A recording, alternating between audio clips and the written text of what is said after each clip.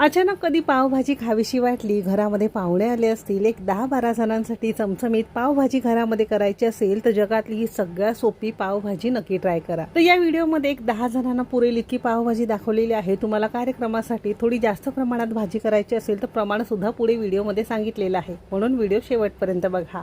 जर रेसिपी आवडली तर लाईक करा, चॅनलवर नवीन असाल सबस्क्राईब करा, बाजूचं बेल आयकॉन नक्की क्लिक करा। चला तर मग सुरुवात करूया। आता घरची पावभाजी म्हटलं की अगदी आपण आवडीने आणि भरभरून भाज्या घालून करत असतो। विकत पावभाजी मिळते त्यामध्ये अगदी थोड्या थोड्या आणि काही मोजक्याच भाज्या वापरतात, शिवाय भरभरून आर्टिफिशियल कलर किंवा पाम ऑइलने बनलेलं ते बटर असतं ते सगळं वापरतात। पण घरच्या घरी अगदी हायजेनिक पद्धतीत स्वच्छ असं आपण ही पावभाजी चमचमीत घरामध्ये तयार करणार आहोत।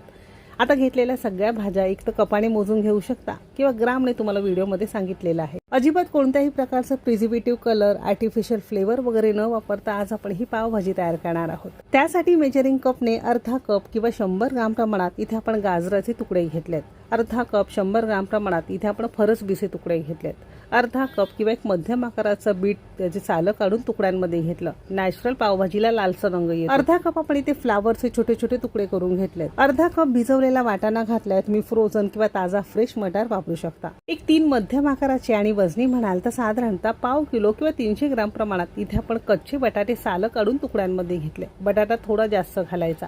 आता भाज्या लवकर शिजाव्यात त्यासाठी कुकरच्या भांड्यामध्ये या सगळ्या भाज्या आपण काढून घेणार आहोत। तुम्हाला हवं असेल तर कढईमध्ये सुद्धा करू शकता। तर थोड्या थोड्या या 5-6 भाज्या आपण घातलेल्या आहेत। तुमच्याकडे 1-2 भाजी नसेल तर तुम्ही स्किप करू शकता, नाही घातलं तरी सुद्धा चालू शकेल।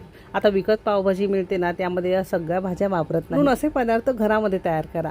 आता यामध्ये अर्धा चमचा आपण मीठ घातलेलं आहे। मीठ तुम्ही तुमच्या चवीनुसार घालू शकता। चमचाभर तेल किंवा तूप घालायचं आहे, ज्याने भाज्या लवकर शिजून मऊसूत तयार होतात।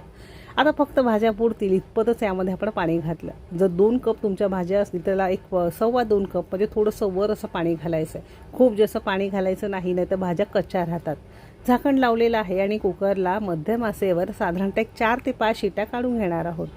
जर टोपामध्ये किंवा कढईमध्ये करत असाल तर साधारणतः 10-12 मिनिटं मध्यम आचेवर तुमच्या भाज्या वाफवून तयार मिळतील।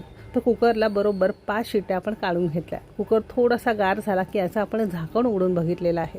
तुम्ही इथे बघू शकता अगदी छान मिळण्याप्रमाणे मऊसूत आणि छान लाल भडक अशा भाज्या आपल्या शिजून तयार आहे। लाल भडक म्हणजे काय, आपण यामध्ये बीट वापरलं होतं ना, म्हणून त्याचा सगळा रंग जो अर्क आहे तो सगळा भाज्यांमध्ये उतरतो।